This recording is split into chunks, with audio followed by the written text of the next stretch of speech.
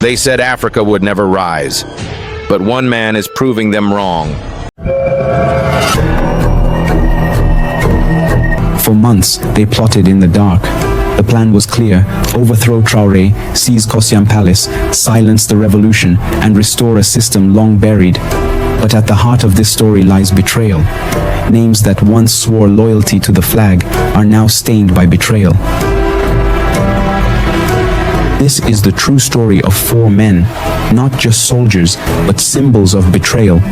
Men who once swore to defend their nation, now accused of nearly breaking it. Major Kori, Lieutenant Abdou Bari, Colonel Diallo Kader, and Captain René Ouedraogo. They were the architects of a secret war. But let us unfold how a band of conspirators schemed in the shadows, how loyalists uncovered their plan, and how a coming coup fell apart before it could drag the country into violence. It began months earlier, in hushed meetings and covert exchanges far from prying eyes. Major Kori, a disillusioned senior officer, emerged as the mastermind of the plot. He quietly reached out to like-minded soldiers and exiles, convinced that Captain Ibrahim Traoré's junta had betrayed the country's interests. By early 2025, Kori had recruited a small circle of co-conspirators, each with a specific job in the secret plan. Lieutenant Abdou Bari, exiled across the border, Bari became the plot spokesman in waiting. Known for his powerful speeches, he recorded speeches and rallying cries on video and audio, intended to be broadcast to the nation at the moment of the coup. His messages, dripping with revolutionary zeal, promised to restore dignity and order after removing Traoré from power. Some of these recordings were covertly circulated on the dark web and encrypted messaging apps, hinting at a coming upheaval without revealing details. Captain René Ouedraogo, logistics chief. An active duty officer, Captain Ouedraogo handled the tough, hands-on work. He secretly moved weapons, ammunition, and vehicles to hidden houses on the outskirts of Ouagadougou, the capital. Late at night, in secret warehouses, he gathered and stored assault rifles and uniforms for the soldiers who would join the coup. Investigators later identified Ouedraogo as a central figure who brought others into the plan. Colonel Diallo Kader, propaganda architect. A retired military information officer, Colonel Kader lent his expertise in psychological operations. He crafted a sophisticated propaganda campaign to legitimize the coup. Polished videos were produced showing armed men declaring the liberation of Burkina Faso and denouncing Traoré's government as puppets of foreign powers. In early April, one such video went viral on social media, a masked officer calling on citizens to reclaim our nation on April 16th. It was quickly taken down by authorities, but not before it sowed confusion and got thousands of views. Kader's aim was clear: to erode public confidence in the junta and prime the population to welcome the coup as a rescue mission. Major Kori, lead planner and liaison. At the helm, Kori coordinated all these moving parts. He communicated with Lieutenant Bari over encrypted channels on the dark web, ensuring the exiled voice stayed in sync with the on-ground reality. He checked which units might be friendly to their cause and planned the attack on the presidential palace. But even more dangerously, Kori reached out to Burkina Faso's worst enemies, the jihadist militants causing chaos in the north. Through secret contacts, he made a risky deal. The extremists would step up their attacks in the countryside as a distraction on the day of the coup, in exchange for future forgiveness or other promised rewards. The plan was to attack the capital at the same time as major terrorist strikes elsewhere. By tying their coup to the jihadists' atrocities, the plotters intended to sow total chaos and overwhelm the government on multiple fronts. These four men and their followers formed a secret group, driven by ambition and anger. They saw themselves as the country's saviors, or so they said. But in reality, their plan was a betrayal of the very army and people they claimed to serve. As they refined their plans, they used burner phones, coded language, and face-to-face strategy sessions in safe houses to avoid detection. Encrypted messages flew between the conspirators in early April, laying out final tactics and rendezvous points. The date for their power grab was fixed, April 16, 2025. They called it Operation Dawn in their secret communications, a promise that by dawn of that Wednesday, a new regime would be in charge. Without the conspirators knowing, the government's intelligence services had been watching, quietly and carefully, for weeks. Unit 9, a top intelligence team, became suspicious after noticing more talk on hidden online sites used by extremist supporters. In late March, as Unit 9 analysts went through digital whispers on the dark web, one username caught their eye: Cory Burke, 1984. Posing as militants, the agents engaged this user in an encrypted chat room. What they discovered set off alarm bells. Vague references to a big event in April and mention of friends in the south, possibly code for allies in Côte d'Ivoire, supplying resources. The breakthrough came in early April, when Burkina Faso security forces intercepted communications between a high-ranking military officer and terrorist leaders. In that intercepted exchange, a series of encoded satellite phone calls, an army officer was heard giving jihadist fighters detailed information about the deployment of Burkina Faso's troops.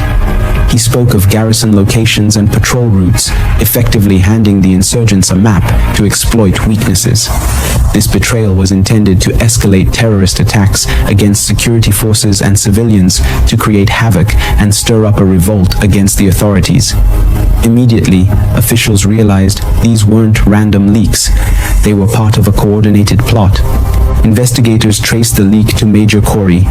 Now the puzzle pieces began to fall into place. If Cory was sharing troop positions with jihadists, he must be planning something coordinated.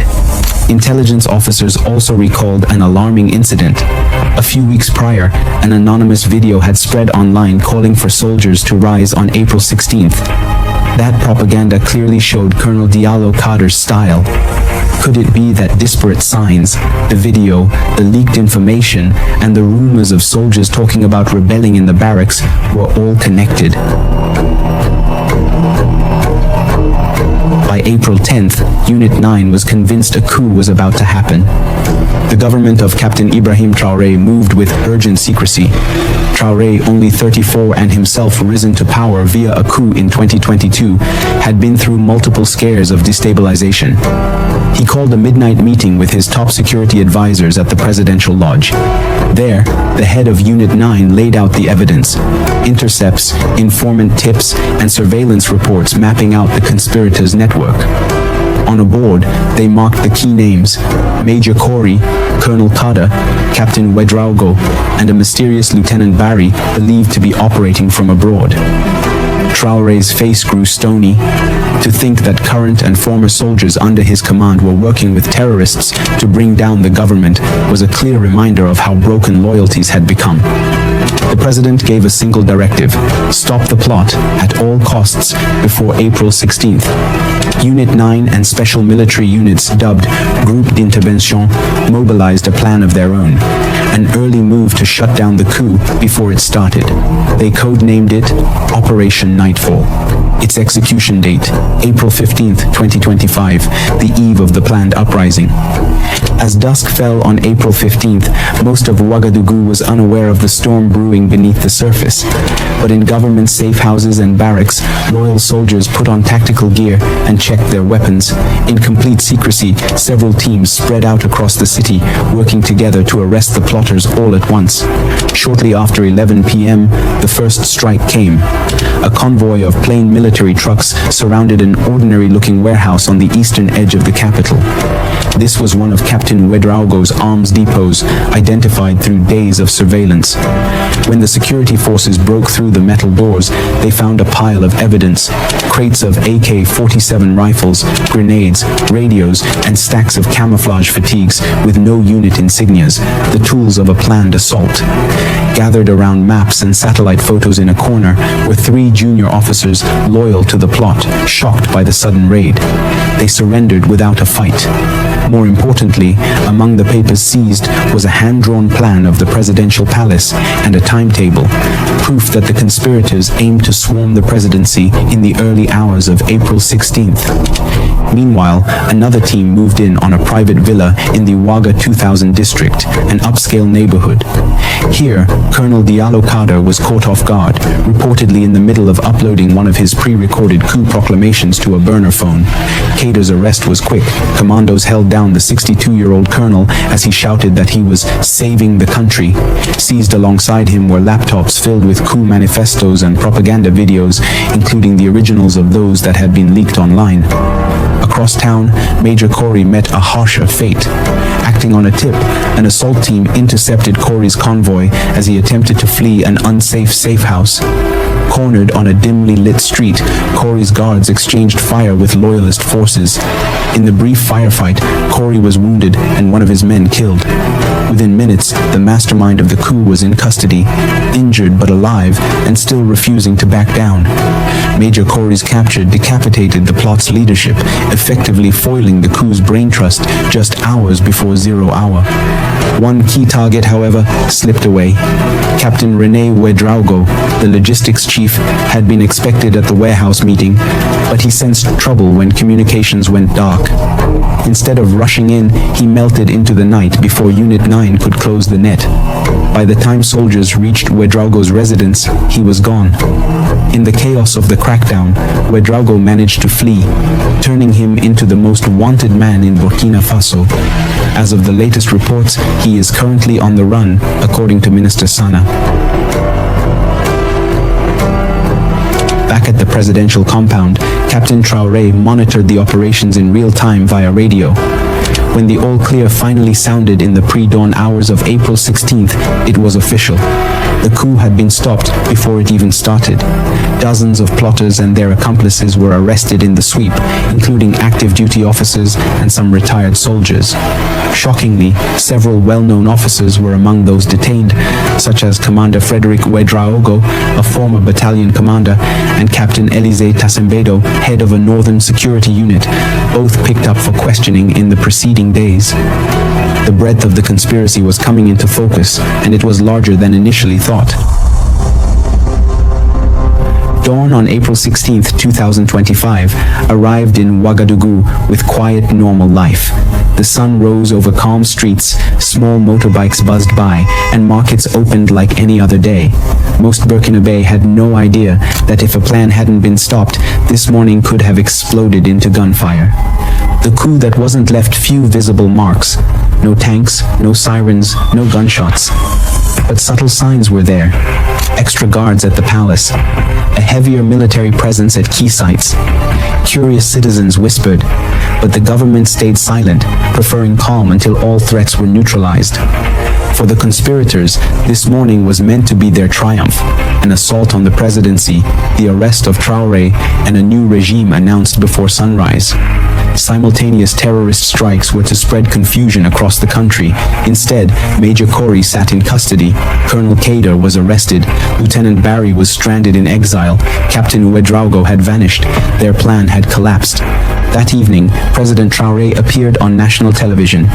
Dressed in fatigues, serious face, he confirmed what many had begun to suspect. A coup attempt had been dismantled. "You slept in peace last night," he said, "under the shadow of a grave threat. Thanks to the vigilance of our security forces, our nation stands strong." Without naming names, he condemned those in league with foreign collaborators who had tried to seize power. "We will hunt down every last traitor," he vowed. "We will be merciless in our defense of the nation."